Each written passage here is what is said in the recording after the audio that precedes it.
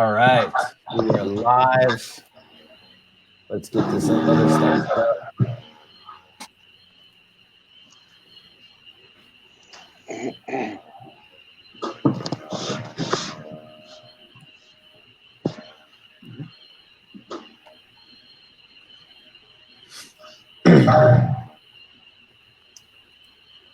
All right. What's up? What's up, everybody? What's going on for all those who are part of North Houston Real Estate Investors? I'm going to mute some of you guys here. Mute. Are we good? Yep. Should be. Hi, everybody.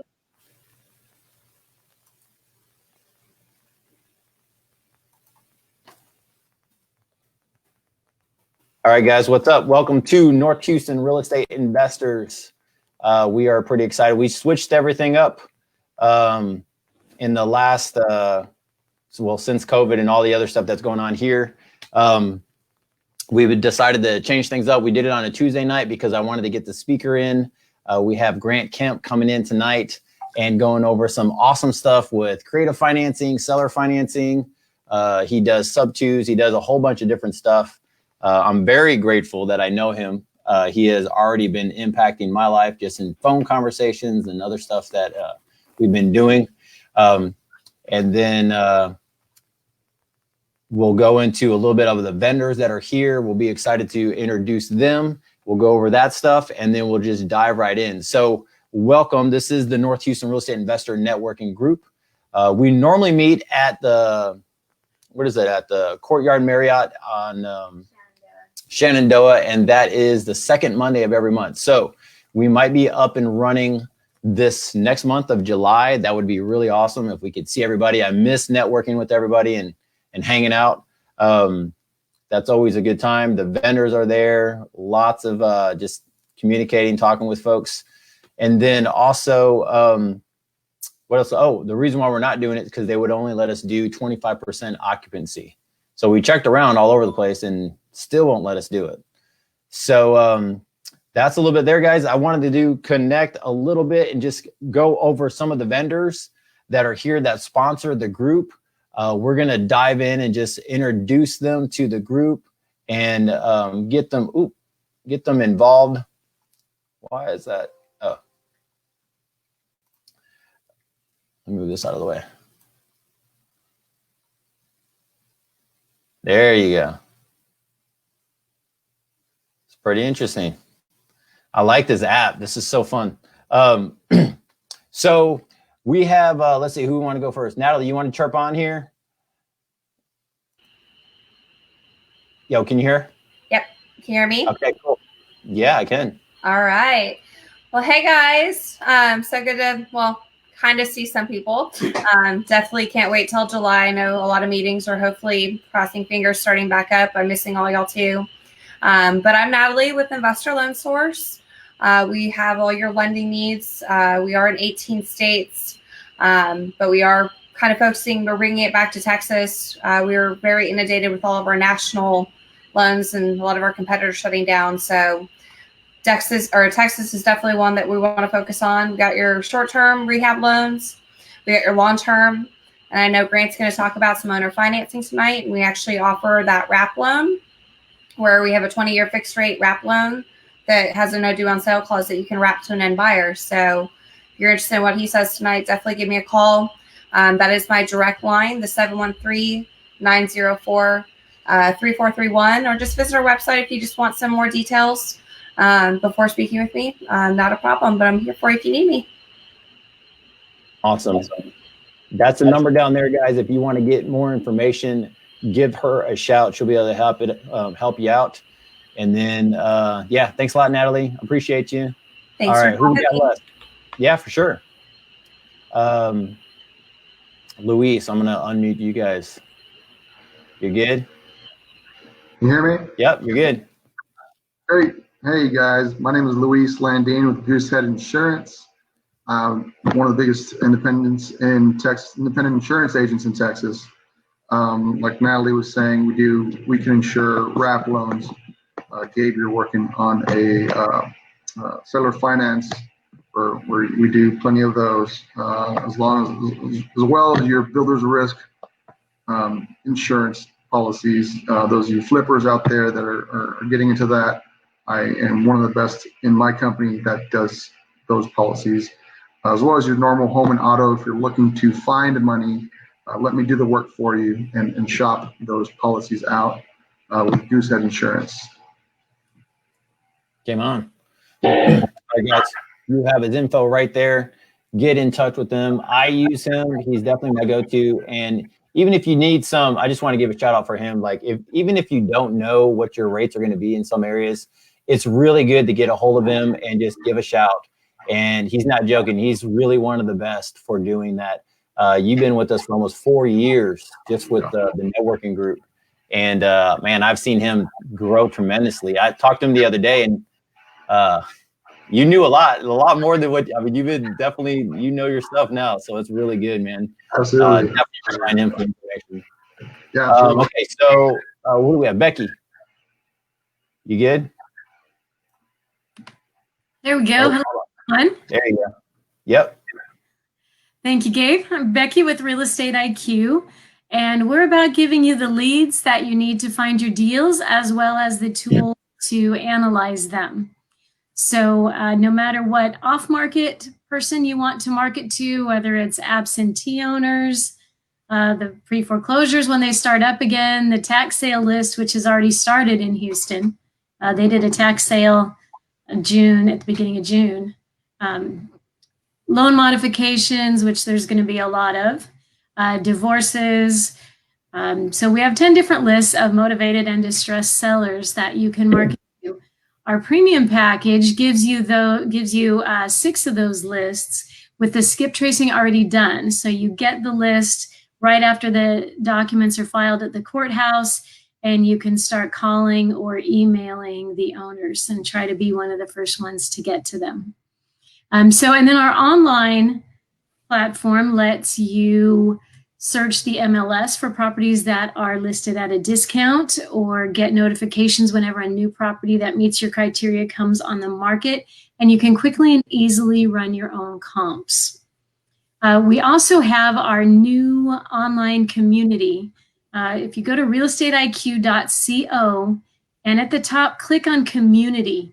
And it's our new social media site, so kind of a special Facebook-like site just for everything real estate and investors. So Gabe has a group that you can join. So you can join the North Houston REIA. Gabe, I don't remember, is that the name of your group? Yeah, North Houston REI. Yep. Yeah, there you go. So go to our community, realestateiq.co, click on community, go to groups, join the community, join Gabe's group. I think it's going to be a really great thing going forward as we build that up. Cool. Thanks a lot, Becky. All right, let me see if we get Cal on.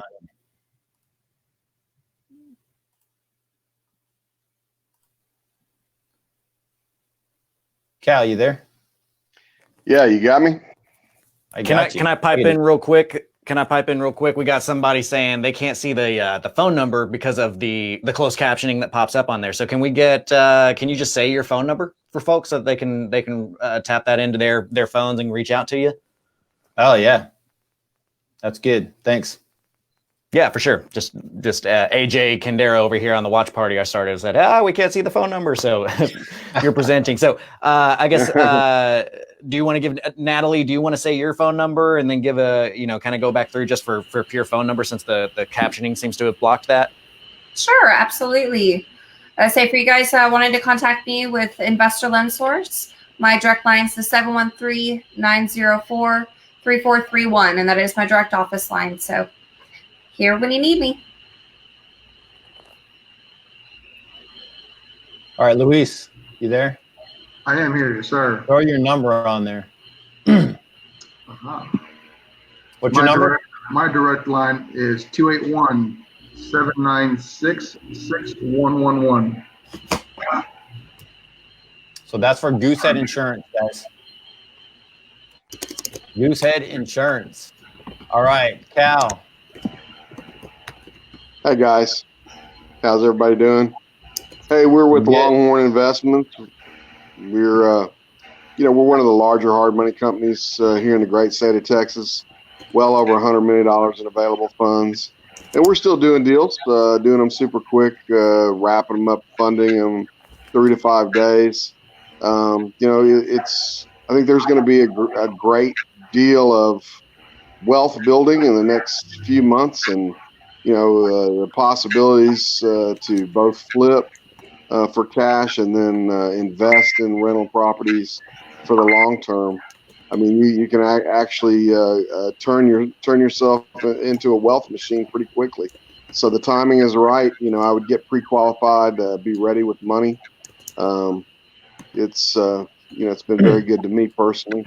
Got a lot of rent hold type properties. So you can reach me at 281-923-9141. Cool. Thanks, Cal. You guys Thank need you, a guys. proof of funds or anything like that, Cal can get you guys a proof of funds, shoot it out to you pretty quick. It doesn't take long to do if you're a wholesaler or you're looking at just picking up property. You're as a rehabber looking to pick up some land. Single family, doesn't matter. Cal will be able to go and hook you up. So, and then we have Katie. Katie. Hey, can you hear me? I can totally hear you. Awesome. Hey guys, thanks for having me. My name is Katie. I'm with Mind. We specialize in residential leasing and property management. We are in 9 different states, and I am the Texas account executive. So we were formerly Empire Industries, and so now we just have a new logo. We do have property management services in all of DFW, Houston surrounding areas, and San Antonio right now in Texas.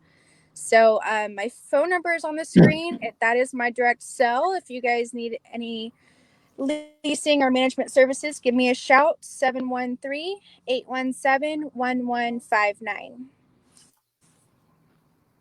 Game on. Thank you, Katie. We appreciate you guys. So if you guys know Steve Rosenberg, he is one of their main 2 guys out there. He comes and speaks with us quite a bit. And it's always a blessing to have him come out here. He just rocks it out. He does such a great job of speaking in front of people. All right, let's see who we have. We got contacts. Natalie put it on there. Perfect. Big window. Gotcha. All right. Here, I want to go over a couple things real quick with us. And then as far as we went over the networking group, guys, this is the main thing of what we do here with the North Houston real estate investors. We focus on basically creating content and creating just a really provide good content and education to build your business. We started off quite a few years ago doing just North Houston stuff, and now we're doing all areas that are North Houston, Montgomery County, Walker County, we do all over, and then of course all of Houston Metro and Galveston. So we help out people do stuff all over. The main thing that we try to do, and the reason why I wanted Grant to be on, is that we want to make sure that whatever you get from a networking event, that it's not just a pitch fest, and we're not trying to sell you on anything that's majorly all the time trying to sell on one of my programs or anything like that. What we're doing is trying to help people grow. I remember when I first started, I didn't really have a lot of people help me grow, and I paid for one of those big national groups, and it was rough. So if I just had some people just to guide me, and now we have social media and all these other great things, and Grant, he's going to go into a couple just awesome things that he does on YouTube. So that's just so awesome. And the other things that we do is just always create a good, just a positive networking environment. We don't really dog or dish or whatever you want to call, down talk other networking groups or other people or other coaching programs or anything. We just try to stay very high energy, and then everything we do has to be practical. And that's one of the things when I first saw Grant, and I don't know if I told Grant this, but when I first saw Grant, I'm like, I really like this guy. But one of the things that he helped do is keep everything super practical.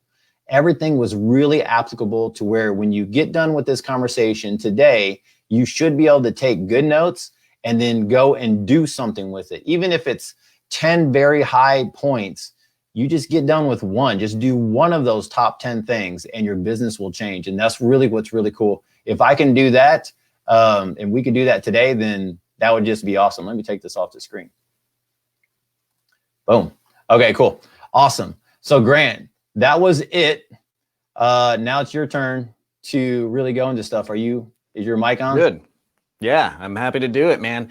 All right. Fantastic. So it looks like I think you said let me take the screen off, but nothing really changed. Are you trying to get our video screens expanded? There we go. Now we're at least side by side.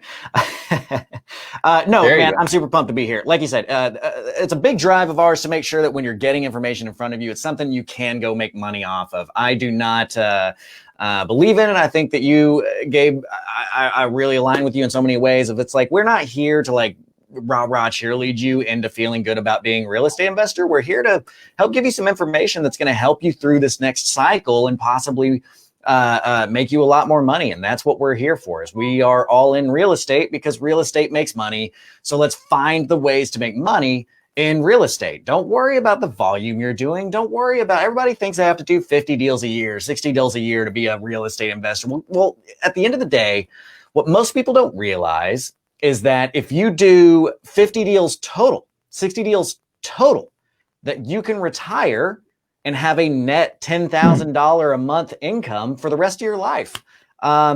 And I think that that's an issue with what social media has pushed in front of people, because everybody has this like rah hustle grind, like I'm gonna do 60 deals a year and blah, blah, blah, blah. But you don't need that. What you need is to know how to build a portfolio, not how to build a business that keeps you just in the rat race, right? I gave the example earlier as we were chatting, coming in here, Gabe and I were, I was like, when I ask people why they get into the business, the answer is invariably something that points to the word freedom, right?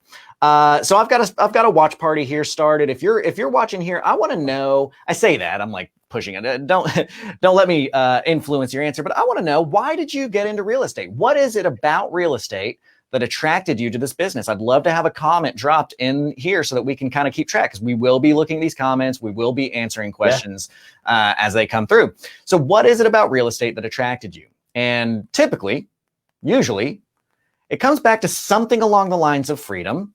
And the irony is that I feel, as I've gotten to know more and more investors, and I've gotten out there more and more and gotten to shake hands and talk to and communicate with, everybody that's out there, they want freedom. But then this is what happens. If anybody knows the mythological Greek Odyssey, right?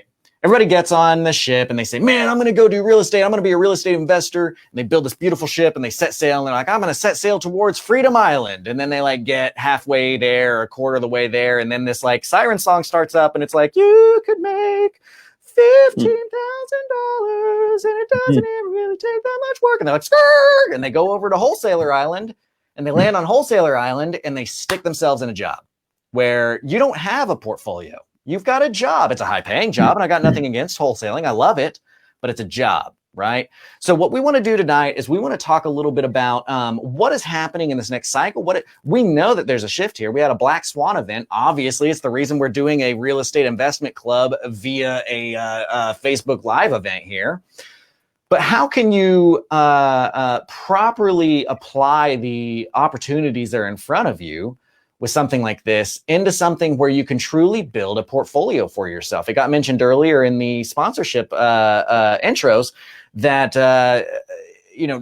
these kinds of moments, recessions, depressions, that is where wealth transfers. And if you want to be the one who transfers into the most wealthy, you have to know how to work in every market. And so that's going to be a big part of basically the theme of what we're talking about today that I want to get really in front of you guys, which is, if you're going to be investing, you need to know what your options are, because, like personally, I don't, and maybe this is unwise, but whatever, this is how I do things, right? I don't invest like in the market and other things. Like the way that I hedge is I know how to buy houses and make money in a good market, quote unquote, and in a bad market, quote unquote, right? It's always funny to me. You start talking to people when a market shifts and like, it's a really good market right now. And you're like, every market's a good market. You just have to know how to do it. So what I want you guys to pay attention to is stuff like this, right? And Gabe, I don't know if you can expand this video my feed up to take the whole screen, but I've got a couple of slides that I want to show here to kind of illustrate out for you some things to think about, right? So what are some of the options that you have when you're doing this? Well, you can retail, fix and flip. I think everybody understands what that is. You can wholesale. I think everybody understands what that is. You can hold. And when I say hold, I'm essentially referring to like a rental, right? That's typically where people are going to go. You can own or finance properties. You can short sell properties. I want you to have this kind of in the back of your mind on every time you pick up the phone and start talking to a new lead. I want you to have this in your mind, because this is a basic, hey, look, I've got a way for you to take advantage of every type of deal that might come through. So you should run your deals through this filter and let the deal tell you how to make the most money on that deal. Don't let the, hey, I saw some guy on Facebook with a Lambo tell you how to make money on a deal. Let the deal tell you how to make money on the deal. Let the market tell you how to make money on the deal. Let your situation tell you, if you've got multiple options, which one you're going to do to make the most money on the deal, the right kind of money for you. So retail, fix and flip. Here's something that you may want to screenshot when I get through with this. Retail, fix and flip. That's something, and I say LTV. I always say I'm going to change this, and I never do. That should really be basis, right? I'm using LTV. That would be, it would make sense if you're doing 100% financing, if you got 100% LTC, but just bear with me, right? So when I say this, I'm saying you're contracting a house where if its ARV, its after repair value would be $100,000, you're getting into it where your contract price and the rehab on that property add up to under $75,000, right? $75,000 would be 75% of its ARV, its after repair value. So anything that you buy at 75 cents or under, you can flip that thing. You can make good money with that. Then you look at the wholesaling deal. Well, if you're in that 75 to 80% range, oftentimes you're going to be able to make money by flipping out a wholesale on that, get a little bit of cash to walk away with it. 75 to 82%, I'm not necessarily saying, hey man, get a deal at 82% and hold it. But I am saying for certain people's situations and certain people's batting orders, that's going to fit the model for you. The beauty about what we're going to talk about tonight in the short time that we have is going to be this next model. This next model is going to be what, obviously, if you know me and you followed me in any kind of capacity, you know that I'm a huge fan of owner financing. And a big part of it is because you can buy houses at 82 to 105% of their value and still turn six-figure profits on it. So we're going to talk about what that means here shortly. And then short sale is a very a special case of deal where you're really, if you're at 105 plus, you can short sale that puppy. Now, here's what I want to draw out to you guys, okay? If you look at these deals, and we're looking at the potential, I guess my table's in the way here. I moved my camera earlier because I thought I was going to be, or because I figured I was going to be sitting down. So I'm going to continue to sit down. Why not? If you're looking at a retail flip at 0 to 75%, you're looking at today money, right? It's a one-time payment. You're getting a fat check. It's today money. It's job money, right? My acquisitions manager, I think, says this brilliantly. He's like, look, when the thing about doing flips or wholesaling or being an agent for that matter is at the end of the day, A, it's a job, and B, you work your butt off, and then what you end up with is you get a check and you're unemployed the very next day. You got to go do it again, right? It's today money. Same thing with wholesaling. Today money, that's it. Now, a retail flip I'm putting as today money you get tomorrow because it takes so long to go through a flip and get the funding approved, and you got to deal with all of this stuff with buyers. Wholesaling, man, you're in and out. It's like a week. Hold money, only tomorrow money. You're not getting any kind of junk up front, but you're getting a large sum of money over time. It's tomorrow money. Reason I like owner financing so much is that it is today money and tomorrow money. That's one of the huge significant pieces of that is because you're going to get a down payment of 10% when you sell that property, which is oftentimes going to rival what you would have made on an owner or on a wholesale of that deal anyway. And then you also get cash flow and you also get net worth. Right? I want you to think about things like this. When you've got deals, there's three ways to make money on a deal. You've got that upfront cash, you've got net worth, and you've got cash flow when you really boil it down. So then you look at something like this where you're trying to decide where are you going to go with this lead because, all leads come in and you get to see what's going to fit best for them. Well, one of these strategies gives you upfront money, net worth, and cash flow. And that is why I love owner financing so much. alongside the point of, and Gabe, maybe you can, Gabe, do you have a mortgage on your house? Yeah.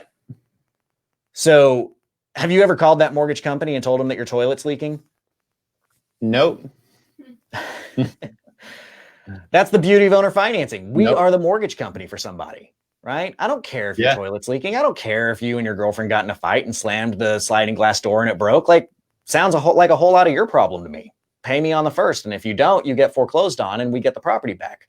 Why do we think that Bank of America and Wells Fargo are the only people that get to play this game? They're not. The laws are set up in our favor, as a matter of fact.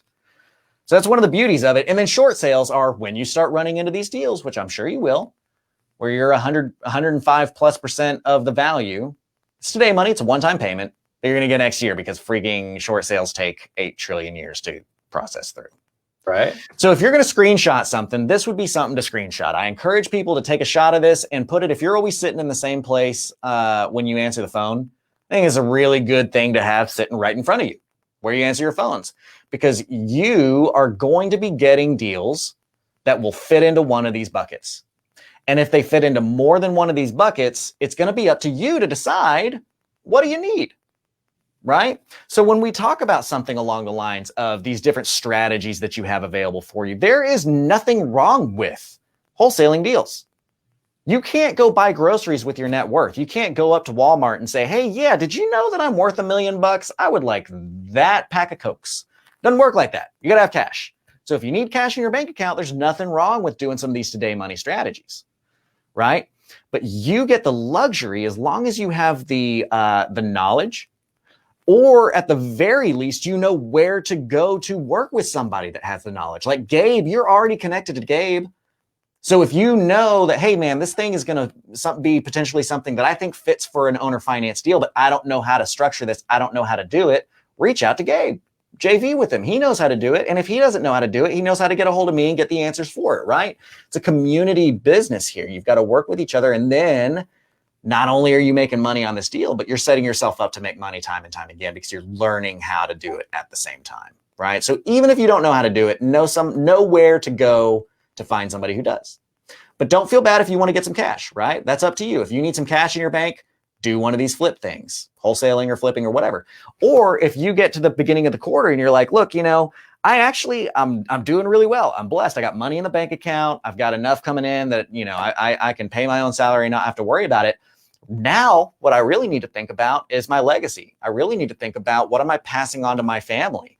I think that you should start this conversation with yourself earlier than I think most people feel like they do, because it is a realistic conversation to have earlier than I think most people feel is realistic. Of, yeah, maybe your base expenses are $5,000 a month. So, you know, before you make $5,000 a month, you know, first of the month rolls around, you got leads coming in. Well, have I made $5,000 yet? No. Okay, then I'm going to wholesale deals until I do.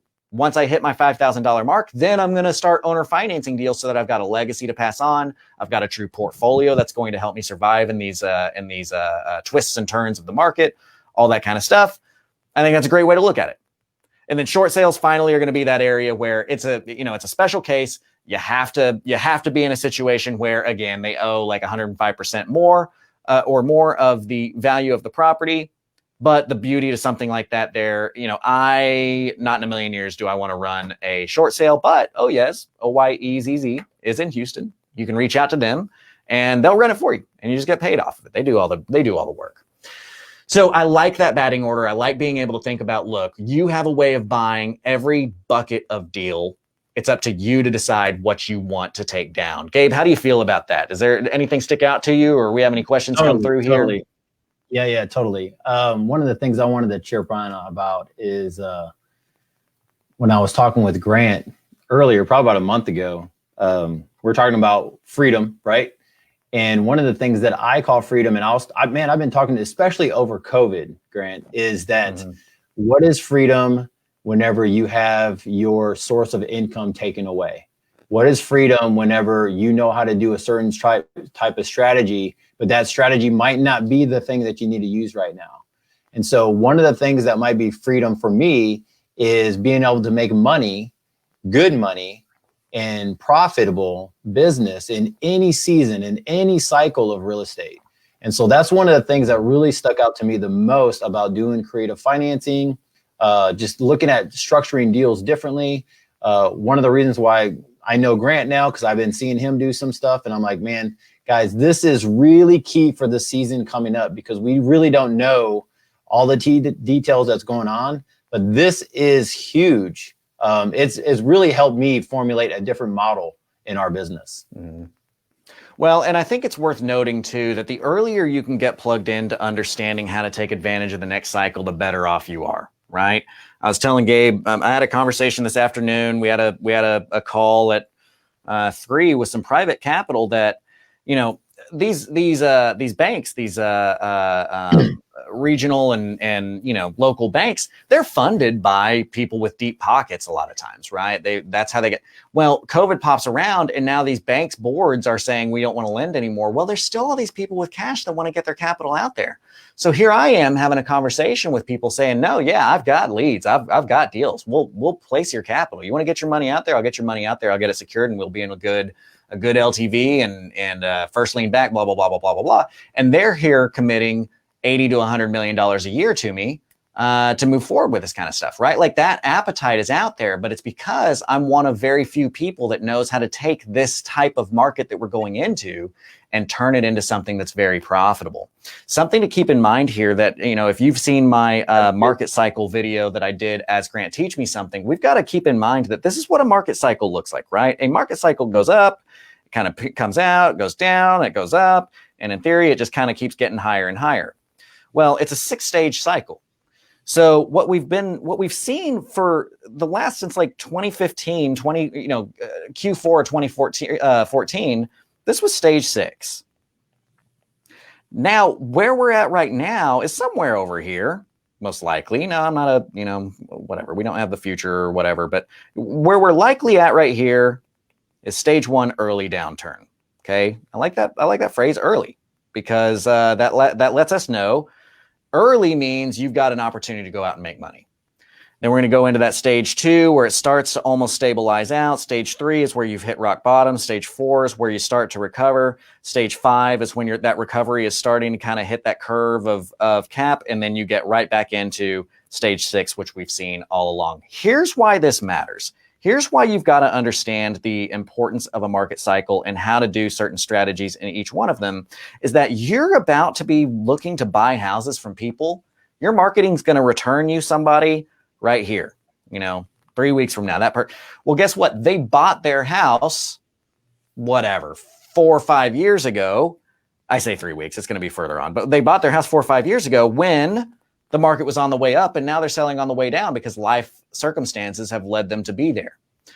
The reason why it's so important to understand how to handle this is because this right here, how many people are wanting to sell here that bought over here to where they either have low or no equity? Well, I'm going to give you a spoiler alert, a lot.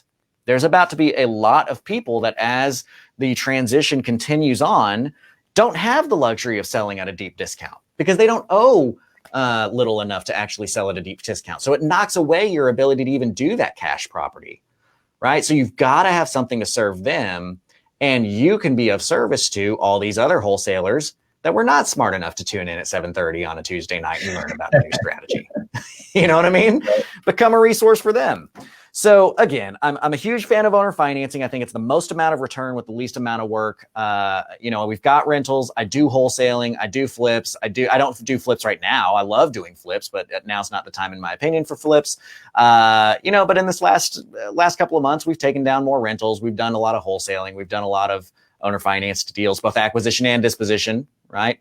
And part of the reason why I start illustrating that out is I want you to also understand that there's kind of a what I like to call the owner financing tree, right? There's multiple types of owner financing. If you kind of visualize, it's similar to how we say, hey, I'm a real estate investor, I'm a wholesaler, or I'm a fix and flipper, or I'm a this, or I'm a that, right? Real estate investor is this blanket term that applies to multiple things within it.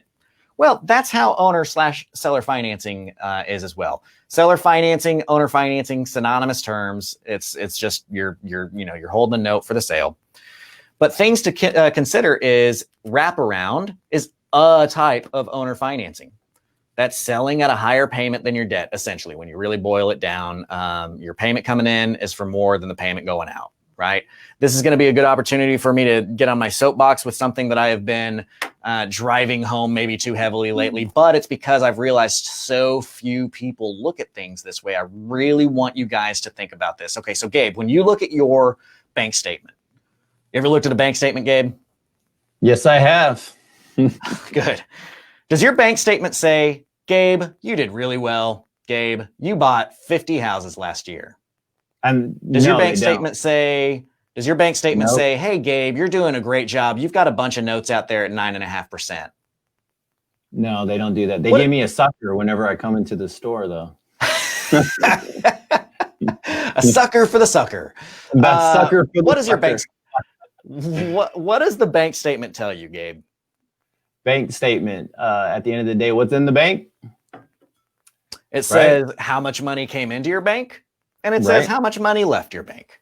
Correct. The only number that matters when you're talking about making money, the only thing that matters is how much money came in versus how much money came out. It does not matter what volume you did. It does not matter what your interest rates are, both on acquisition and disposition. I can pay 13% on an acquisition debt and get paid 9% on a disposition debt if I'm making more money than I'm paying.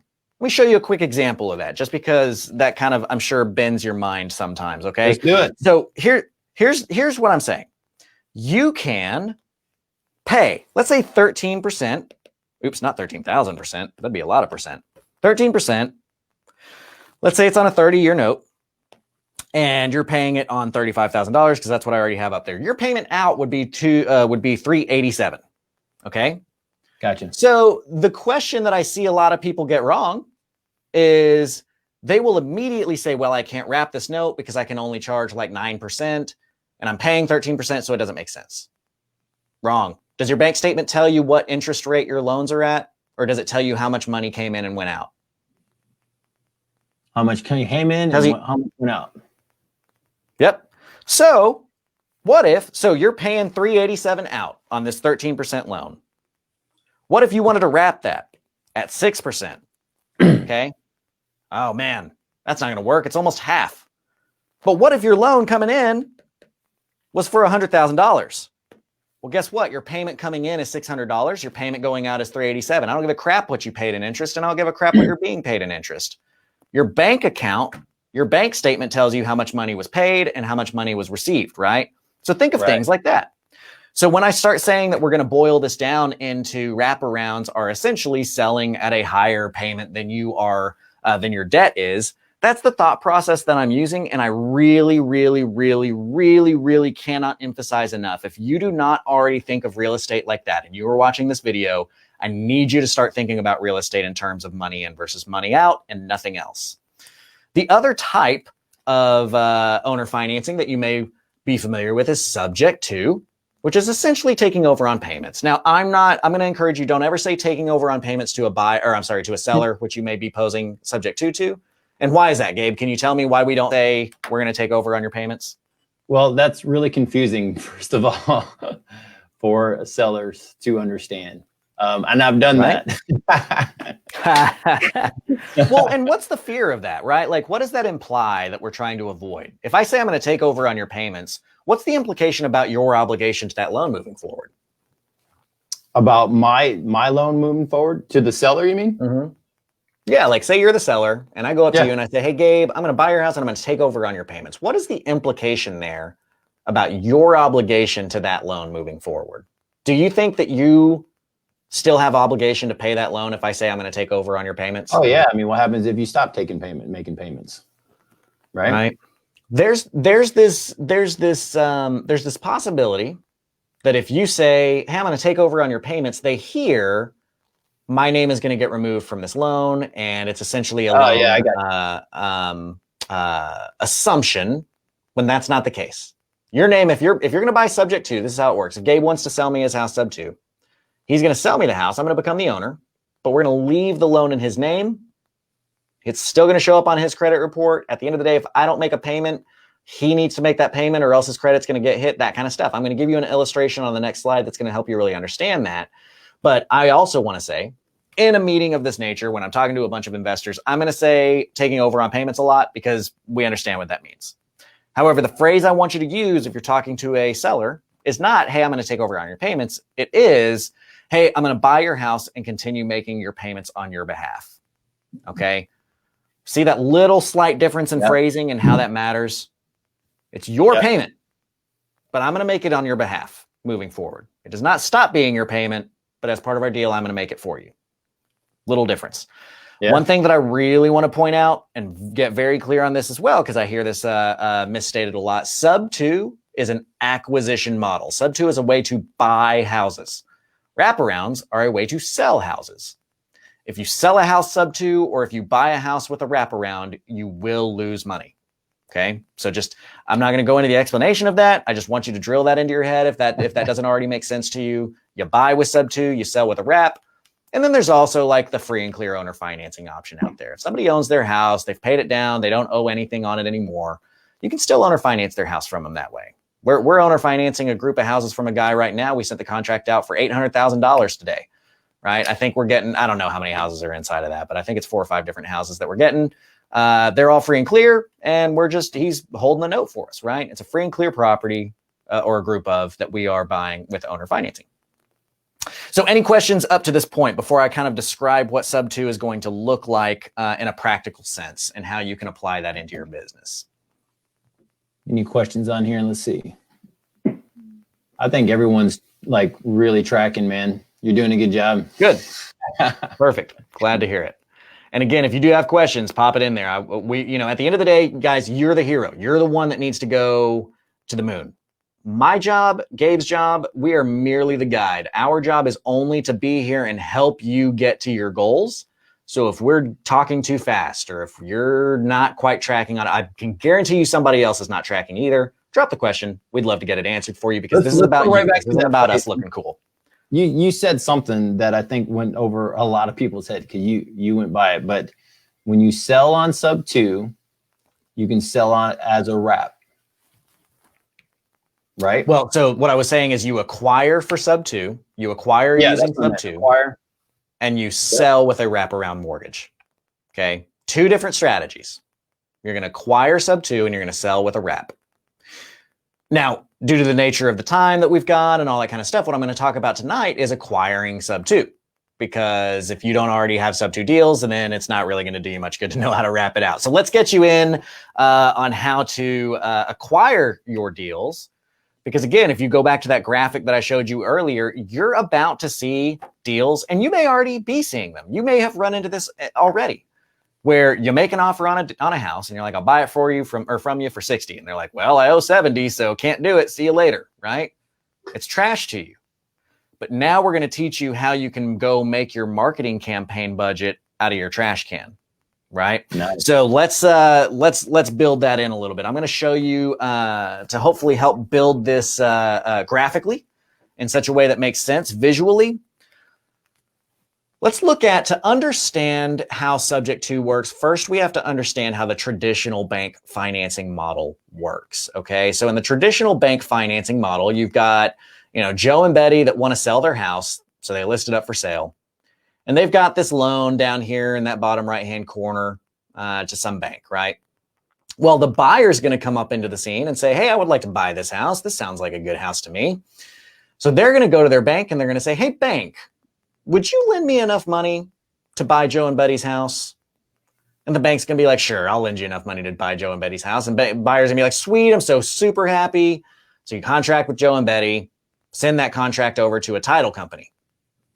Well, that title company, you go to closing and they're going to get something signed from Joe and Betty over to this new buyer called a warranty deed. The warranty deed is the thing that transfers the actual ownership of the property. Okay, that is one document. What it handles is the ownership of the property. They're also going to have you sign something called a note and deed of trust. Okay, so here in Texas, we're a deed of trust state. In other states, they're a mortgage state. So you've got a note and mortgage, or you've got a note and deed of trust. They're practically, effectively the same thing, but we're the North Houston Real Estate Investor Group. So we're going to talk Texas. So we got a deed of trust and a note being signed and a warranty deed. Now the note says, hey, buyer, you owe me $100,000 at 4% for the next 30 years. So your payment's going to be $799 a month. The deed of trust says, hey, and also, by the way, if you don't pay like you said you were going to pay, we get to foreclose on you and get the property back. So those are the main documents that matter in a closing. In a closing that has a loan in a traditional bank financing model, you're going to be looking at a situation like this. And what you end up with is the bank will then send the money to the title company. The title company disperses that money, pays off the seller's bank. If there's any money left over, the sellers get that money. They leave the picture. And now you've got your buyer who has a warranty deed to a property, which means they own it. And they've got debt to a bank with a note. And then the bank has something signed from them that says that, hey, it's the deed of trust. Hey, if they don't pay, we're going to foreclose. That's how traditional bank financing model works.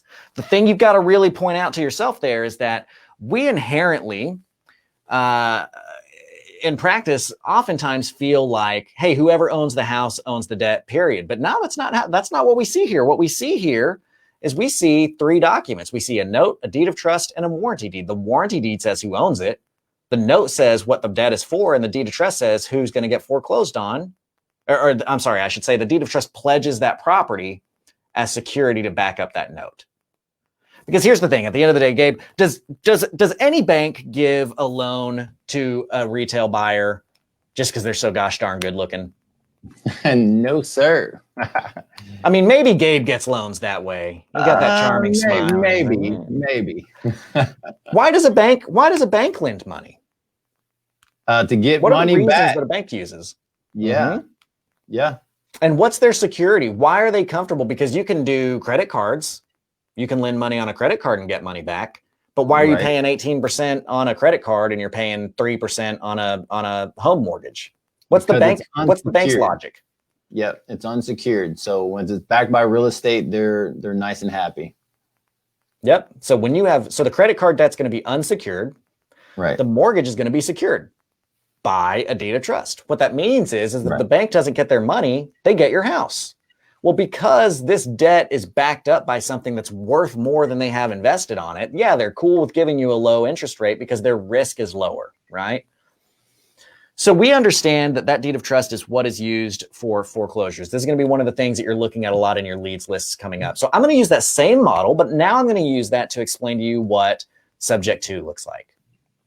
Okay, so I want you guys to pay attention to this graphic because it's going to move on the screen for you and it's going to help you to understand what's going on. Remember how Joe and Betty had that blue bank down in the bottom right that they owed money to own the house, right? That's how they originally had the house, right? Is they owed money to Wells Fargo over there. Our buyer in this case said that they were going to go to Bank of America and get a loan to buy it. But if we're going to buy it sub 2, this is what's going to happen here. Those sellers loan to their bank, that blue bank that was originally there, that note and deed of trust, we're not going to change a thing about that. Okay. Now, the seller is still going to sign that warranty deed over to you, the buyer, making you the owner of the property, as you see with that house line where it says you get possession and ownership, because that's what the warranty deed does for you. On sub 2, you're going to then sign back to the seller that says something that it's a deed of trust to secure performance. You're going to sign to the seller that says, hey, right? Like, we don't have a note for me to sign a deed of trust to, but I did promise to do something. What I've promised to do here is I've promised to continue making monthly payments on your behalf. Remember how I pointed that out, right? I don't want you to, let me move my water out of the way. We're not telling the seller over here, hey, I'm going to take over on your payments. What we're telling them is that mortgage, that note and deed of trust is going to remain in your name with Wells Fargo. And we are going to continue making your monthly payments on your behalf to that bank. Okay. Now, the deed of trust here is the securitization of that note. It says, hey, you owe me $100,000 at 4%. And if you don't pay it, I get to take it. I get to take this house back from you.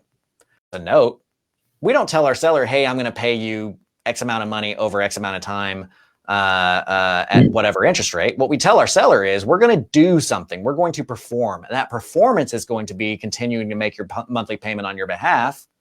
Therefore, we can't sign just a normal deed of trust that says, hey, if I don't pay my note, you get to take the property, because there's no note.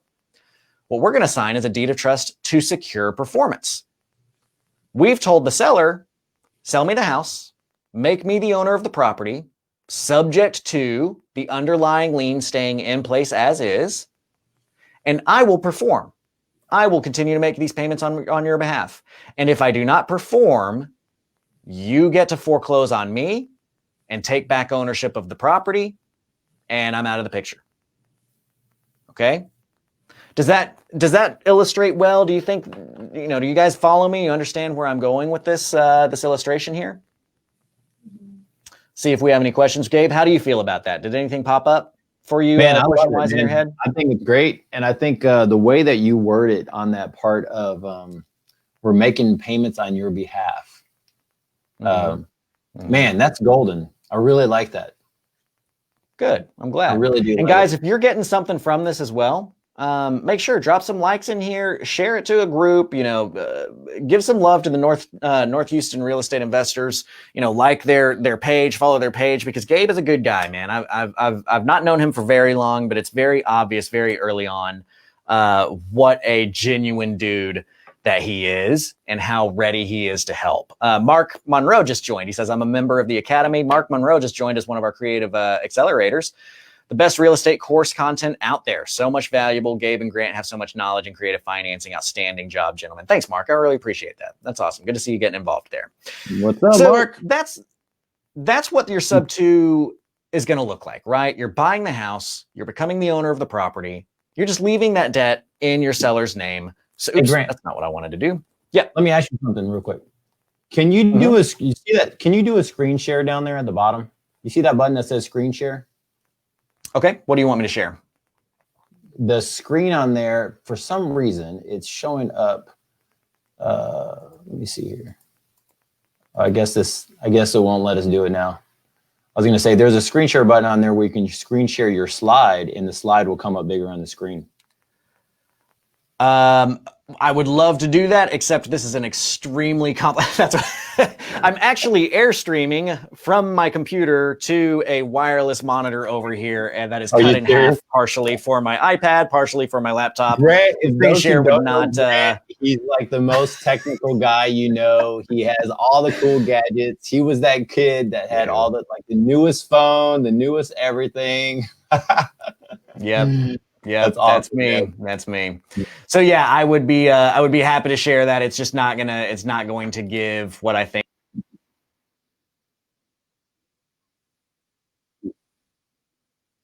Okay, so Grant just got booted out.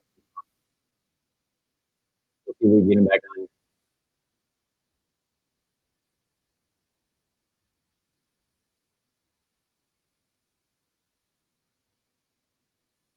What happened?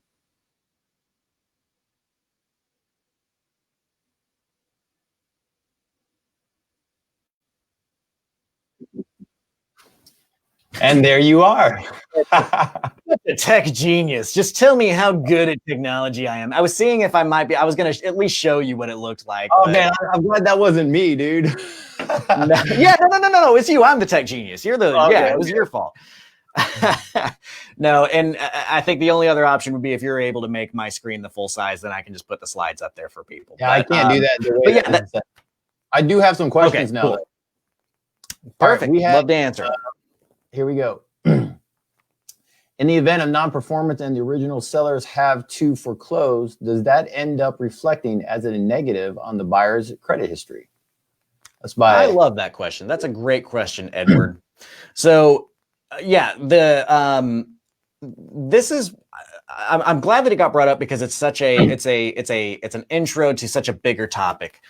Do not ever do real estate outside of your LLC. Okay, I'm gonna say that again. Do not ever do real estate transactions outside of your LLC, especially when you're doing owner financing or anything involving any sort of portfolioing of a property. I will also fight you if you do it for short-term stuff, but I will pull my punches a little bit if it's like your first deal. Okay, do not do real estate outside of your LLC to the degree of. Even when you sign on a real estate contract, don't even sign it like you're not going to sign it Gabriel Rodarte. You're going to sign it Gabriel Rodarte, comma, member. You are signing on behalf of your LLC.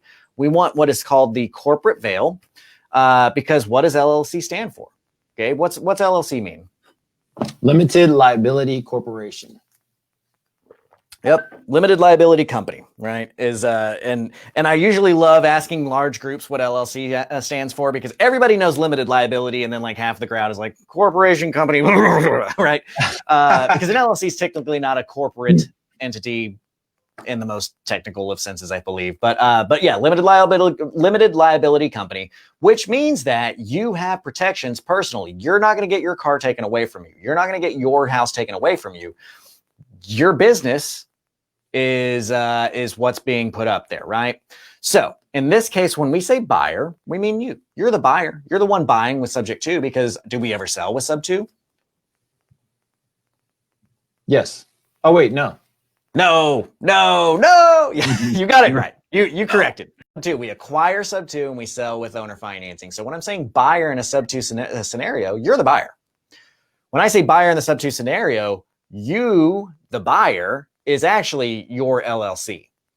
Everything needs to be done in your LLC, nothing outside of that. So if there is that foreclosure, no, it's not going to affect you personally. Now, let's talk about ethics for a minute. Let's talk about doing the right thing, right? It is endlessly important, if you're going to be in this business, that you do the right thing. I get on a soapbox about this. One of our core values that we put in every one of the companies that we own is that we're going to do the right thing, especially when it's not in our favor. And the reason why, and that phrasing is extremely important. It's not we're going to do the right thing. It's not we're going to always do the right thing. It's we're going to do the right thing, especially when it's not in our favor. Because if you just say, well, we're going to always do the right thing, one of your employees is going to have a hard decision to make at some point in time. And they're going to say, well, I always do the right thing, so this time I'm going to let it slide. It's not we always do the right thing. It's we do the right thing, especially when it's not in our favor, because those cases can only be satisfied when the decision is hardest, right? You can only satisfy that core value when the decision is hardest for you. I've never been so encouraged in employment than, to make a long story short, a few years ago, one of my employees walked into the office, and what it boiled down to, one of our buyers wanted to refinance. We were in a position where we needed some cash. This was, probably 4 years ago, 3 or 4 years ago. We needed some cash. We were hurting for cash. I had done so much net worth stuff. I had done so much other things that weren't bringing the actual cash into the bank account, right? That you can go too far either way. You can get too much cash and not enough net worth. You can get too much net worth and not enough cash. So we needed cash in the account.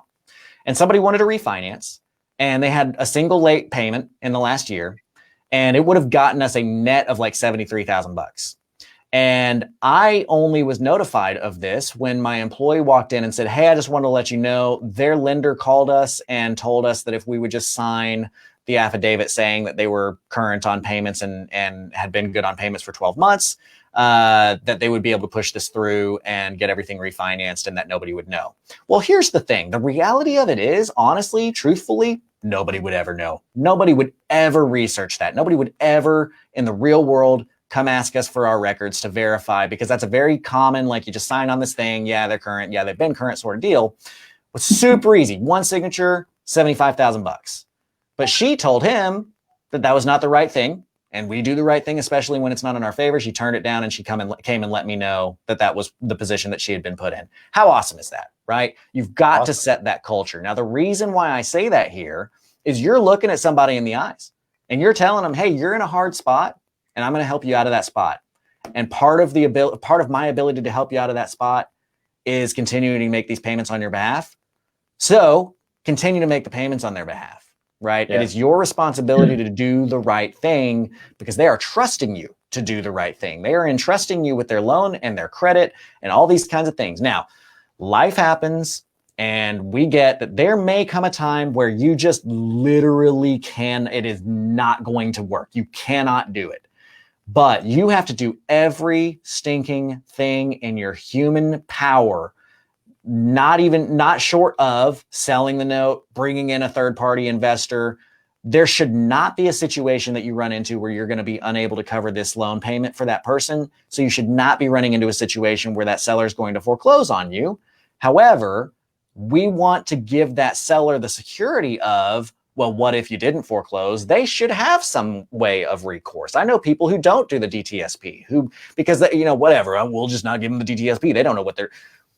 We give them the DTSP because they should have that recourse. They deserve that. This is their loan. They need to be protected. So really good question that I'm sorry made me soapbox for a minute, but it's a great thing to talk about whenever we get into owner financing, because ethics are such a major part of doing this stuff right. They totally are, man. They totally are. All right, let's keep going. That was awesome. Okay, what are the you see that right there? What are the Dodd-Frank laws? Okay. Yeah, I love this question. What are the Dodd-Frank laws that I have to follow as a lender? Don't I have to make sure the borrower makes 3 times more than the mortgage? I love this question too, because it everybody has a different, everybody thinks it's something different and everybody's wrong. So here's the thing. Well, let's preface this. So for those who don't know Grant Kemp, let me just say a couple things here. That then when he says everything's wrong, for those who don't know him, how many deeds were you on? 1,500 deeds or something like that? My name has been on 1,500 HUDs over time in one way or another. Yeah. So I mean, guys, he knows his stuff. So when he says everybody's wrong, this is something when we all zoom in and really go, this guy has done so much stuff. He knows all the legal jargon and he can just say it back to you. So guys, this is something to really listen in on. Sorry for disrupting you. I heard you go that. No. I wonder if we know how to really just suck this in. If Grant Kemp says that's not right, we better be listening. Well, and I appreciate you, John, because we didn't really do an introduction, right? So I'm Grant Kemp. I'm from creativecashflow.com. My name's been on about 1,500 HUDs. I've originated about $100 million worth of owner finance mortgages since the end of 2012. I founded Texas Pride Lending, which is an RMLO service to do your compliance. I ended up selling that company after growing it to be the largest RMLO service in the nation, sold that company. And I don't even know that Dodd or Frank, Chris Dodd or Barty Frank, have actually read Dodd-Frank, but I have. I've read Dodd-Frank from start to finish. And I will not so humbly accept the responsibility for saving the subject to wraparound that was almost killed 2 years ago in state Congress by literally negotiating with the senators and congressmen and women. There was the commissioner of the Texas SML, which is the department of government that is above all lending in Texas, as well as the head counsel for the Texas Bankers Association and the Texas Mortgage Bankers Association. We lead a lobby group along with Eddie Speed and Mitch Stephen and Mike Powell and, just a bunch of really, really powerful, good folks to make sure that these things are protected for you in government, right? So all of that to say, I have read Dodd-Frank. I know Dodd-Frank inside and out. The thing that gets quoted a lot is that there's and I'm sorry, I should also mention Paulo Dwyer is another a massive influence on the Texas 100 as well. But the most common misconception is that we are not able to lend to somebody if their DTI, their debt to income ratio. Okay, so if you look at their gross income before taxes versus all of their long-term debt, like car payments, mortgage payments, including this one, should be 43% of 43% number. Okay, so their debt is 43% of their gross income. That number is true if you're Wells Fargo or Bank of America. So fortunately, everybody watching this video falls under something called a small creditor. Okay, so as a small creditor, well, let me first of all just make sure that everybody falls under small creditor, right? As anybody in this group, I'm gonna switch over to the comments so I can see for sure, right? So I'm not leaving anybody out. Is anybody watching? Did you do more than 2,000 first lien loans last year in the calendar year? And do you have more than 2 billion with a B in assets? Because if the answer is no, you're a small creditor. And small creditors don't have a maximum DTI cap, right? Literally, the language in the law is that we quote, consider and verify. What is their DTI cap? So in theory, you can have somebody with a 99% debt to income ratio and still get all of the same court protections as Wells Fargo would at a 40% debt to income ratio, which is something called a qualified mortgage, which is what we should all be shooting for. But again, do the right thing, right? Can you put somebody, Gabe, let me ask you this. If there's somebody that that wants to buy your house and they make $1,000 a month and you put them in at 99% DTI, okay, means they have $100 a month left over. Do they have enough money to go buy gas and groceries for the month? No. No.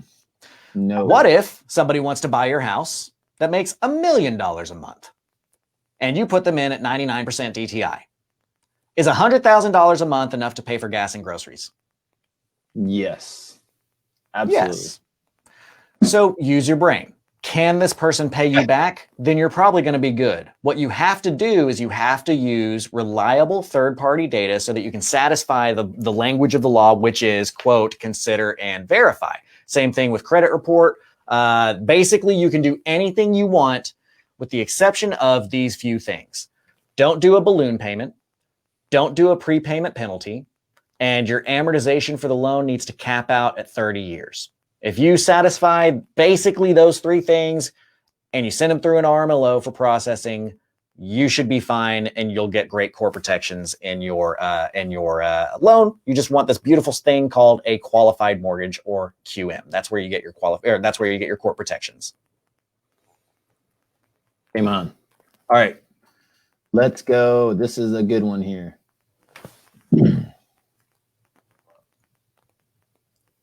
Okay, you got it?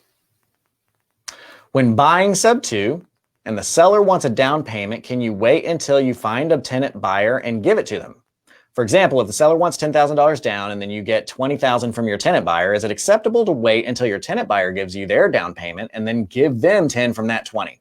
Very good question. Okay, so this question, these are great questions. I'm glad you guys are asking such and thoughtful questions. Yeah, exactly. So that kind of depends on the closing agent that you were using. Okay, so essentially, I'm going to answer it conservatively, and I'm going to tell you to consult with your attorney. So the conservative answer is that you are not able to use the funding from a B to C transaction to fund your A to B transaction. That's called a double closing, and in Texas, that's not allowed. Okay, now that's not to say that closing agents don't allow it to happen. And I won't name names of any of them that do. I just want you to consult with them, right? So from a technical sense, you need to give full consideration. That's the language of the law. You got to give full consideration to your A and B transaction. And then you receive consideration from your B to C transaction. You understand what I mean? A to B? A to B is like your seller to you, and then B to C is you to your buyer, right?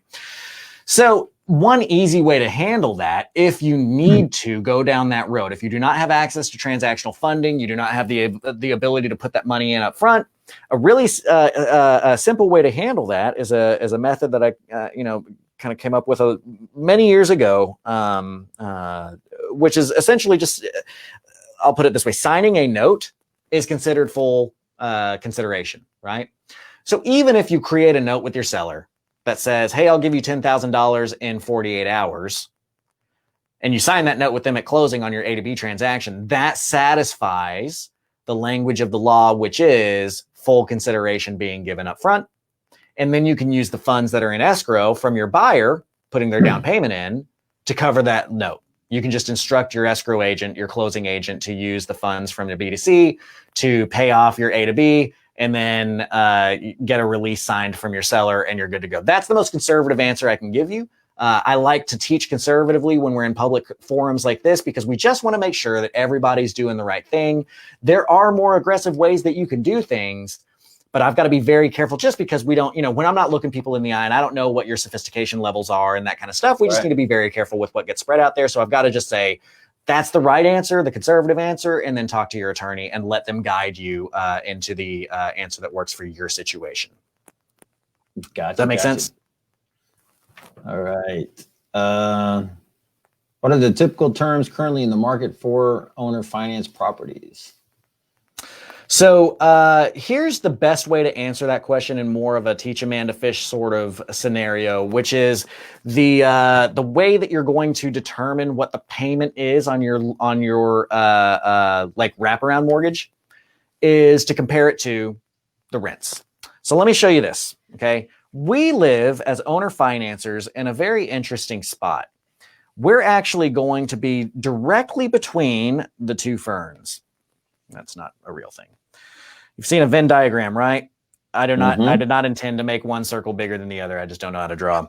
So we have the retail space over here, which is what we're all used to getting our ARVs from, right? this is where you get what you hear called an ARV. Is what would this thing sell for on the retail MLS marketplace? The other space that you have to consider is the rental space, right? What would this thing rent for?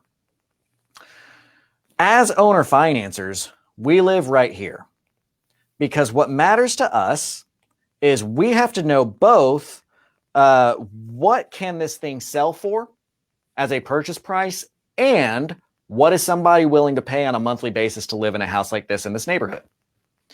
Because let me ask you this, what is the retail ARV? Well, that is what has been proven by the market as what people will pay to live in a house like that one in that neighborhood. Well, don't you think that landlords would charge more on a monthly basis if the market would support it?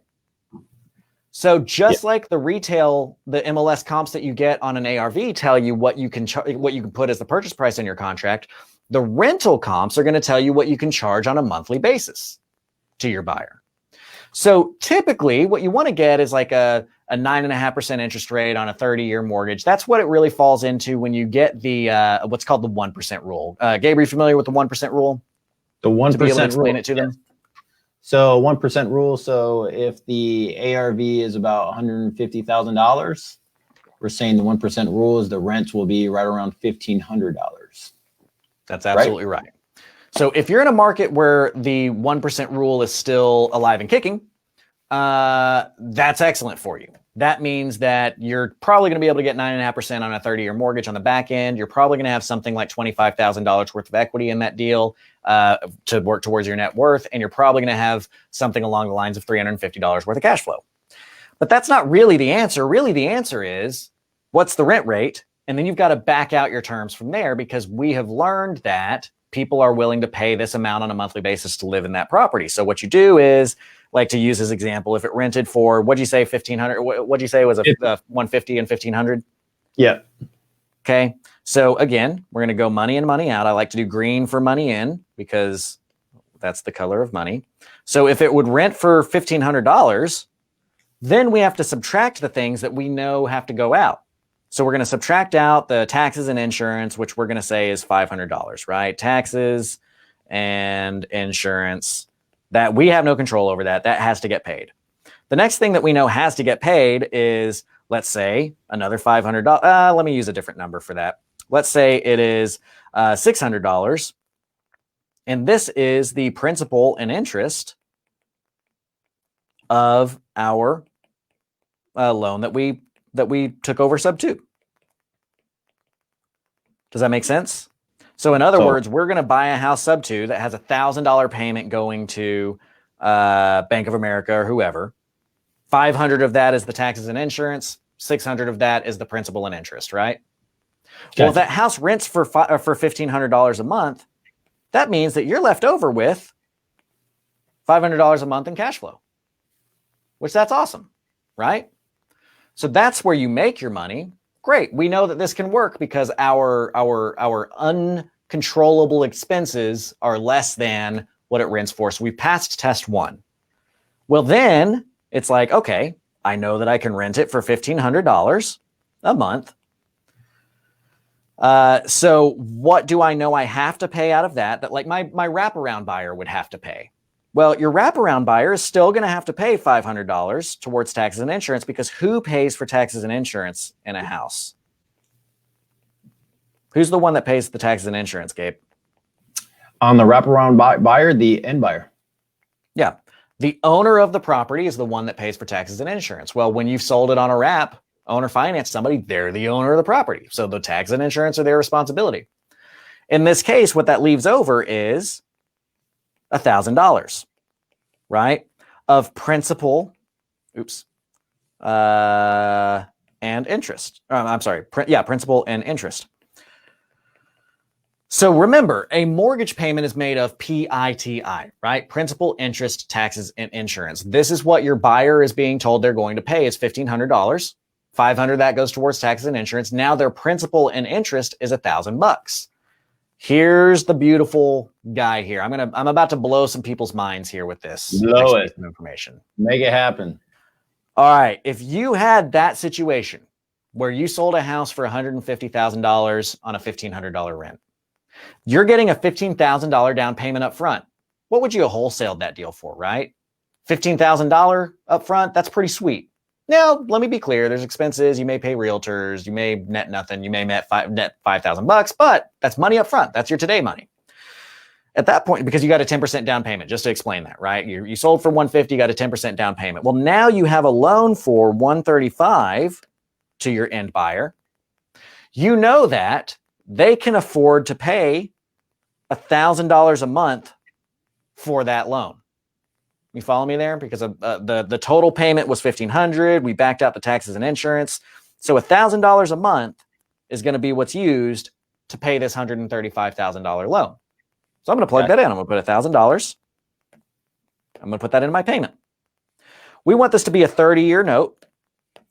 And then we're going to figure out how much interest that means that we can charge. In this case, that's 8.1% interest. Now, here's what happened to a lot of people. Ooh, but Grant told me I'm supposed to get 9.5% interest on my loans, right? That's a very natural reaction to that. So I will ask you guys again, does your bank statement tell you how much interest you're earning on your loans? Nope. Or does your bank statement tell you what money in and money out you have? Money tells you what money in and out you have. So you're making $1,000 a month on that. I don't care that you're paying getting paid 8% instead of 9.5%. Here's the great part about it.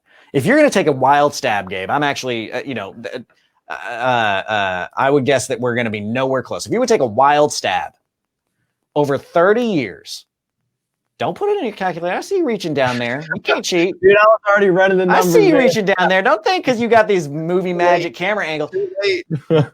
What do you think that this person's going to have made, or that you're going to have made over a 30-year period by owner financing this period or this deal out? What's the total income going to be? The total interest? Period. Like, so they were going to pay you $135 over 30 years. Let's say it goes 30 years. How much do you think that they end up actually paying you? Total. $360,000. Did you cheat? $360,000, my friends. And here's where it is. This is why I was trying to zoom in. Look at that right there. Total interest. You see what I'm pointing at? What I'm looking at is, I need to move my big old mug out of the way. What I'm looking at is right here. You've got total interest, total principal, and total paid. Well, the total interest alone on this deal that you just sold for 8.5%, interest alone, you're going to make $225,000 purely on interest. It's beautiful, right? Beautiful. So they're actually going to pay you $360,000 for this loan that you don't have to take phone calls about broken toilets and you don't have to go fix leaky faucets. You set it, you forget it, you make money, you send it to your note servicer. And if they don't pay you, you foreclose, you get the property back and you sell it again, which frankly makes you a ton more money. Don't ever get into this business thinking, well, I'll just foreclose on people and get it back. And so I'm not going to put people into these houses that you think can afford them. But your worst case scenario, if they do default, you foreclose, you get the property back, you sell it again, you get a new down payment, you start a new 30-year mortgage, and you end up making 6 figures more than you would have in the first place. Yep. All right, let me see what we got here. For some reason, my thing has not. How much time do we have left here? Let's see. All right, let's do a couple more. Let's see what are the. Oh, we did a lot. And I want to hear you comment. If you're watching this, throw a heart, throw a love, throw a comment or a wow or a whatever. If that blew your mind just then, right? Does it blow your mind that doing a 30-year loan on a $135,000 house is actually going to make you $360,000? Does that blow your mind at 8%, right? When you're used to everybody saying you should do 9.5 or 10 or whatever. Does that blow your mind? Shoot us some loves, some emojis, some comments, something like that. Let me know. I think it's a beautiful thing. And the reality is, man, I mean, as we help people through this, a lot of people don't know on the other side, you're really helping somebody get into a property. You know, I mean, people are ecstatic about this stuff, and they're excited to get into a property. I mean, we've bought houses from people who are like, man, I love this house. We had it on a seller finance note. They wanted to move on to a different property. And I'm like, okay. And the rate was a little bit higher because I was, of course, looking at doing a sub 2 or something. And they're like, well, this is my note and stuff. I'm like, okay, cool. And then find out all the details. And, you know, they weren't griping. They weren't complaining. They were just ready to move on. So this is a really beautiful thing for all sides.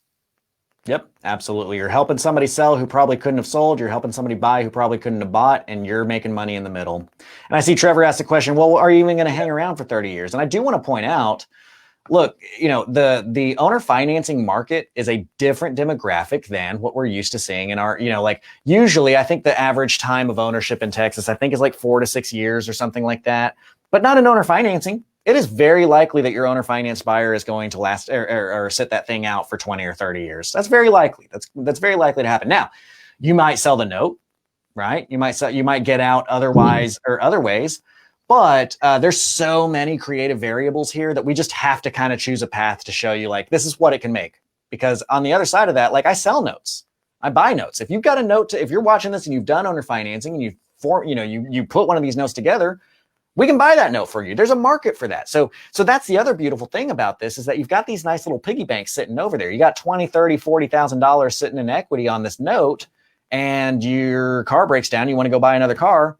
You can sell the note and get cashed out for 40 grand and go buy a car with cash, right? Like that's one of the beautiful things about doing this kind of business. So good question. But yeah, it just kind of depends. It depends on your model, depends on what you need, depends on what you want.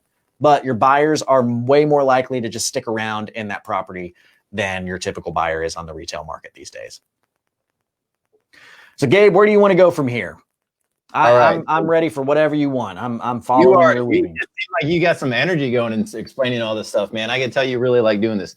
Let's go into let's talk about what you do and how you help people. Because I know a lot of people don't know, but guys, I am always looking at doing coaching, mentoring, helping people, but then I'm always looking to go up to the next level. One of the things and I posted it about this in a chat yesterday, man, whenever I was young, my dad told me something really cool. He said, listen, this is what I have. This is who I am, and this is what I can help you with. But if you want to take things to a different level, if you want to go do something else other than what I'm doing, you got to go get it yourself. You got to go figure out how to make all that stuff work. And I tell you what, man, that changed my life because it helped me to grab perspective of going like, I guess anything's possible at that point. Is that what you're saying?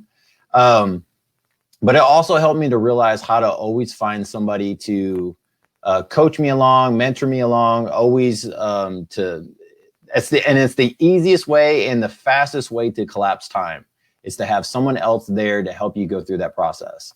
And if you guys don't know and you haven't seen him around, if you go to Propelio, you'll see him on Propelio all the time. You're on there. How often are you on there now? So I do a weekly show on that. Actually, we kind of pioneered the Propelio thing. Like I was the first show on Propelio because we thought, hey, we've got something to give here. So we start, it was actually Ryan Harper, who's a great dude, yep.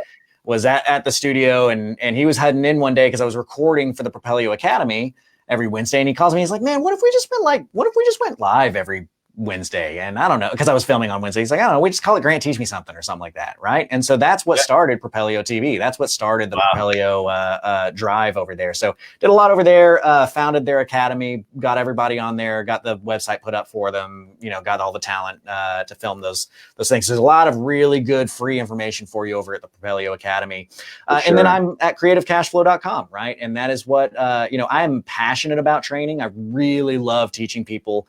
I am going to steal this phrase from Daniel Moore, which is judge me by the millionaires I've made, not by the millions I've made. And I take that to heart. I think it's a really important thing. So I love training. I'm fortunate and blessed to be able to do this, to be in a position to be able to help people through this next cycle. The really cool thing is that I make my money in real estate. So I don't have to go out and like just hawk products all the time. I get to do this and work with only the people that I want to work with, and really stay passionate about getting stuff in front of you. So if you like how I've presented things, right? If you like my training style, if you want to get a little bit more involved, you heard from like Mark earlier, who's a member. Gabe has been learning from me here as well. We have that relationship going. And so what I wanted to do is, because of my relationship with Gabe, offer you guys a 50% discount of the Seller Financing Essentials. Now, we've never done a big sale like that.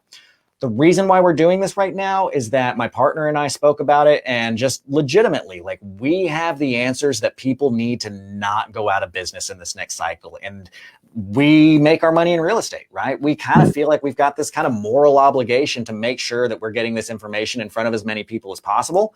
So we slashed our price in half for people when we're doing a deal like this, right? So what you need to do is go to creativecashflow.com/memberships. The Seller Financing Essential course will get you all of the videos I've ever recorded, taking you through the entire curriculum of negotiations and, you know, how does sub 2 work? How does a wrap work? How does free and clear work? You know, just all kinds of stuff that's going to go into this. And also I have white labeled sub 2 contracts that I spent tons and tons of money on and tons of months on to get out there in front of you that do work nationally. And because of my relationship with Gabe, he asked if we could hook something up for you. So we're extending that out to you too. So just use the coupon code NHREI, and you'll get half off of the Seller Financing Essentials. We do a Monday night Q&A. You get contracts. You've got a whole curriculum of stuff to go there. It's a phenomenal course. And then we do also do more high-end mentoring, right? If you really want to take this stuff to the next level and you really are wanting to skip forward in line, again, this is a do as I do, not a do as I say kind of thing. Because Ronnie and myself, we spend $50,000 a year on being in masterminds. We are believers in that. It is a big deal to be sitting down in a room next to somebody who's eons above you in your career and get to learn from their mistakes and not spend 8 months and $70,000 figuring out that this marketing campaign that sounded like it was going to be phenomenal isn't, because of this really weird thing that nobody would have expected. You get to see me have wasted that money and tell you not to do that and what actually works. You know, you shoot forward in line with that kind of stuff. So we've got that available for you as well. But yeah, just check that out and throw in that coupon code and you'll be ready to go. Heck yeah, guys. Thank you, Grant. Guys, I just want to throw some more stuff out there that on the essential things. I went and did that because I wanted to know, again, I knew the market was shifting before it was really shifting. And this was back, and those who've been here and been to the meetings that Daniel was, I think Daniel came in September. Is it September that he came? It was September, October. And he was really going through that whole market cycle. Remember the thing you guys did on the live when you guys went through that whole thing? So he went through that whole thing with our group. Had about, I don't know, 70, 80 people in there and just really explained it. And then we just all went out to eat and stuff. And then I started realizing, man, this is really going to happen. No one had a clue it was going to go this way. Like nobody.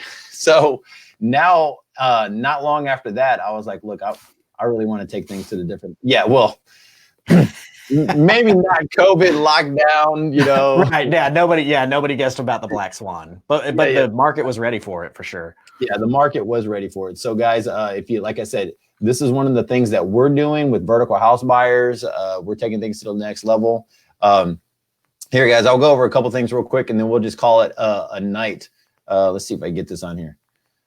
This is us. So this is pretty much what we do. So if you need help running comps, and just need some help on your investment deals that you're running on right now, we help out a lot of wholesalers, a lot of newer folks that want to just learn the business and get into it. We take those phone calls and be able to help out. We've done deals up in Huntsville with investors. We've closed deals just recently with new wholesalers that just wanted to get their feet wet, and we helped them walk through the whole process. We took them to the closing table even to show them what those contracts look like and what the closing statements look like.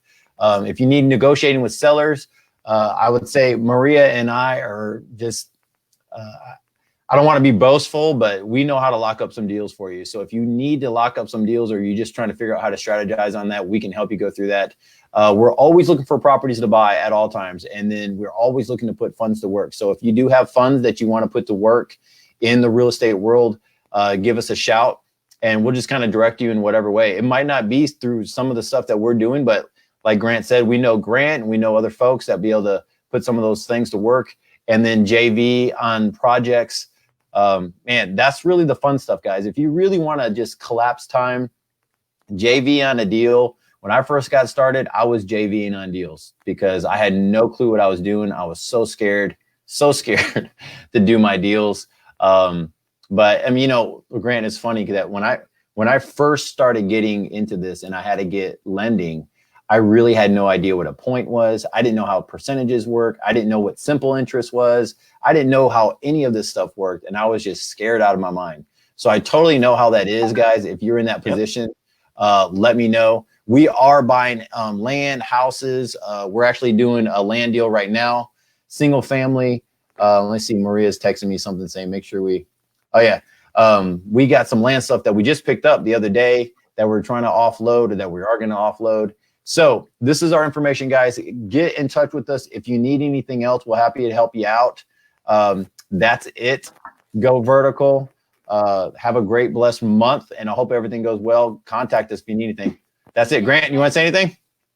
No, man, I just appreciate you guys being here. It's very humbling in the way of that it's not actually how the word humbling works. It's like a Super Bowl star. It's like, it's so humbling how I just won the Super Bowl. But it's humbling that you guys are taking time out of your night away from family, away from dinner to come and sit and chill with us and learn a little bit, right? So I hope that you're able to have picked up something from us today. I genuinely would like to hear if you're able to employ this into your company and make some money off of it. Let me know. Let Gabe know. Reach out to Gabe if you want a JV. Mark Monroe has commented a couple of times about how well worth the investment and how much how great he feels that this course is. So Mark, I just want to shout out back to you and say thank you because again, that kind of stuff, the feedback, hearing back from you guys that this is something that is helpful for you, that pays me way more than. And I know that sounds cheesy and very disingenuous, but it's true. I make my money in real estate. Hearing you guys become successful off of something that we had a part in. There's just no better feeling. So reach out to Gabe if you need any help on anything and let us know how things are going. We'd love to see that happen for you. All right. So thanks for being here and we'll see you next time. Thanks, guys. See you later.